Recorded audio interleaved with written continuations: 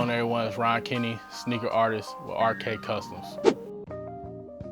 I was born and raised in Cleveland, Ohio. A lot of great times, a lot of down times. Lived up the way, Morris Black projects. Spent some time down the way, Kinney projects, Harvard. I moved to the west side of Cleveland, West 25th Street. Shout out Denison, all of Denison, But yeah, man, it's a struggle, man. There's a lot of bad things that happen in Cleveland, Ohio. You can either be sucked into it or you could either be on the good side of it. And for the most part, I made the decision to stay on the good side of it. What kept you out of it? Basketball, for sure. Basketball, that's my first love.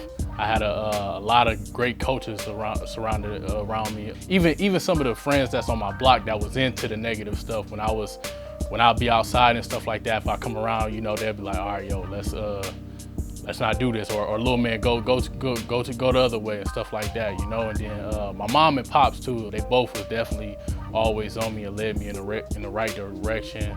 My older sister, she was my role model, definitely my role model. She went off to college, and I wanted to follow right in her footsteps. You know what I'm saying? So I just had to make that happen, just like her. Basketball definitely helped benefit my life further, because basketball was.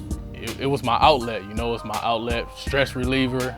And then it also led me to receive a college scholarship to play basketball at the College of Charleston. So I started there for 2 years, transferred out, ended up at Walsh University, which is the best university in the nation. Shout out Walsh.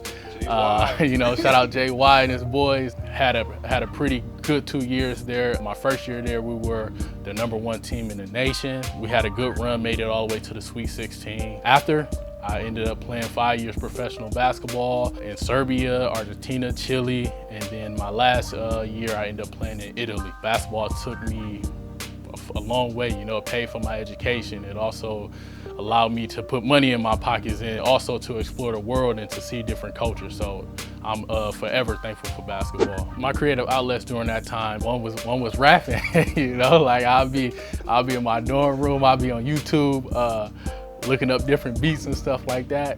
I'll be rapping, man, hit up my teammates, friends on campus, like, yo, go check this out. Like, at the time I was Ronnie K, you know what I'm saying?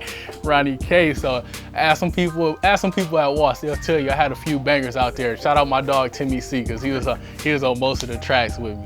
You got some bars real quick, Man, listen, I ain't got no bars, you know what I'm saying? I ain't got no bars, but y'all wanna listen to music, download iTunes, Spotify, whatever, wherever you need to get that track, y'all download that. I'm retired. So I ended up getting into sneaker art. There was a pair of Jordan 1 sneaker, the Jordan 1 Breads. Couldn't afford them at the time. They was about $400, $500. I would check everywhere, eBay, everywhere. I couldn't find a sneaker for like within my price range. I think at the time I would spend like maybe $250 maximum on some shoes. So couldn't find them. Found a all white Jordan shoe base for probably about anywhere between 80 to 90 bucks. I bought the shoe. I sat on the shoe for about a month, but during that month's time, I really studied online on how to customize shoes. So I ended up finding out, okay, I need Angelus paint. But then I was like, okay, I want to customize these shoes, but I want these shoes to look factory finished while I wear them, because I'm really into sneakers. So if I'm gonna wear a shoe, like, it has to look good on my foot. So I studied the game, learned everything, got all the materials that I needed, and then I just I started practicing on that shoe. And immediately when the shoe was done, the shoe looked the factory finished. Posted the shoe on Instagram, and then all my friends on there was like, yo, like, how that shoe get like that? Or actually what they was asking, yo, did Jordan release this shoe? And I was like, nah, he didn't release this shoe, I made it. That's like, nah, be for real. I was like, yo, I made this shoe, like, for real. So I ended up taking pictures of the process, like, as I made it, and I uploaded those pictures onto my story, and people was like, yo, like, can you make me a pair?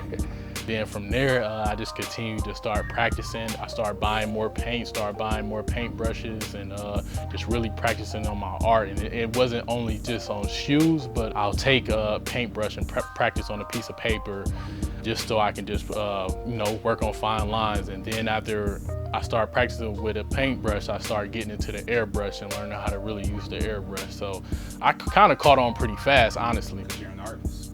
Because I'm an artist, sneaker artist. Right. So there's nothing better when a customer say, yo, here's my shoe, do whatever it is you want to do with them. So like when they say that, it's just like, it's free game, you know? And I mean, you could have some ups and downs with it, because I have done that with some customers and they're like, oh, well, I don't like it. Well, you told me to do my thing, you know what I'm saying? So as an artist, I have my own vision too as well, you know? So I only ran into that problem probably like once or twice, but all in all, like everyone pretty much love the work that I put out.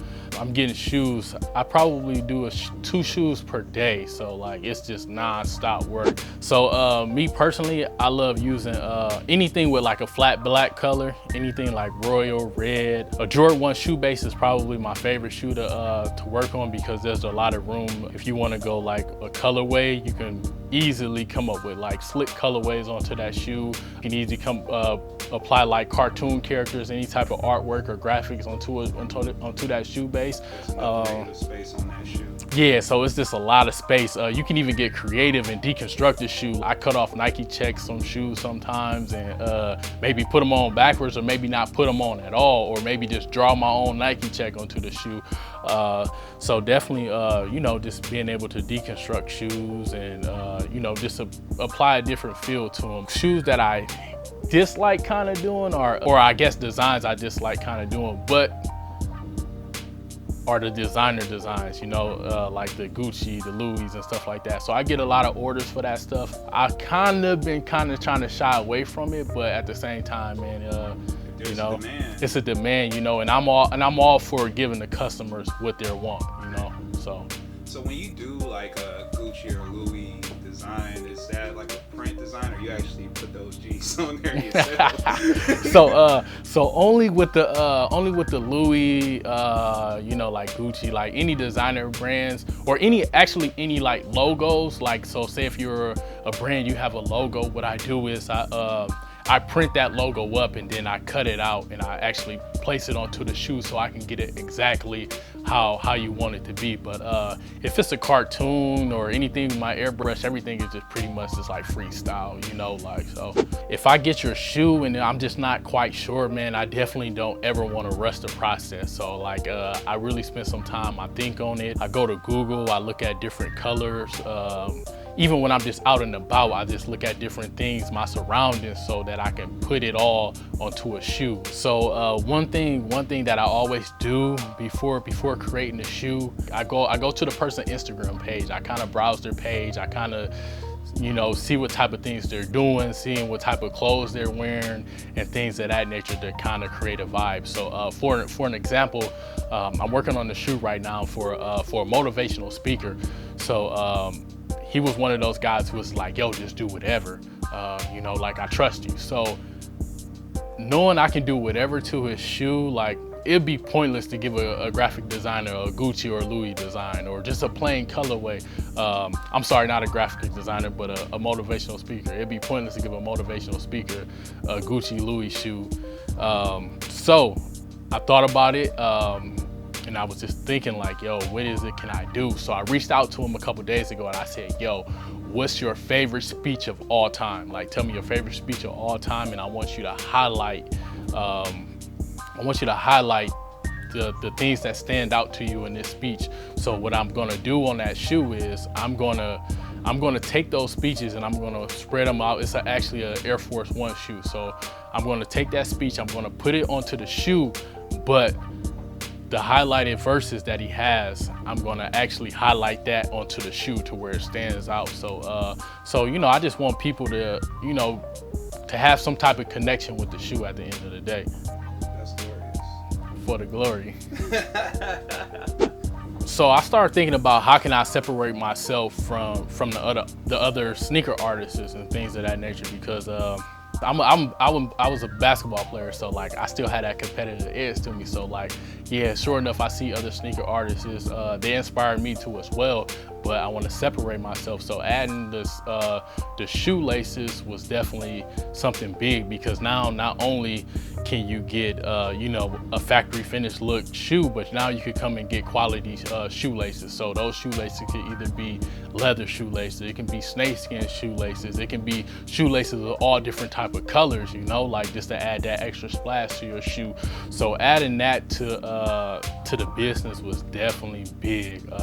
The process was long, but we got it done, and you know, it's making its way. So I had my first little drop with hoodies. It went good, actually. The hoodie sold out. There were some LV designer inspired hoodies. The idea came about, I was sitting around, I had an old MCM bag, and I'm just not into the whole designer stuff really anymore. So, but I know other people are, you know, and I know other people definitely about that life. So what I did was I cut a MCM bag up, made a little patch, I put it onto a hoodie, and then I was like, yo, okay, I stitched it. I was like, that's cool, but now, like, we gotta add some artwork to this. So I just simply took some paint splatter, put it on a pocket, sent it around to a couple of my friends. That's like, yo, that's nice. Like, if you made something like that, like, I'll really buy it. So then I really took heed, had an old LV bag laying around, cut it out, did the LV. My wife was completely in love with it. So I was like, all right, yeah, this the one right here. So then, man, we just ran them, you know. We ended up selling 40 of them. Actually, about 2 weeks ago, sold 40 of them, and yeah, that's that. But now we're working on like our own creative idea, like, you know, like no designer expired, but this is strictly blueprint from the drawing board. I can't tell you guys right now, but it's gonna be completely dope. Man, my family definitely inspires me daily.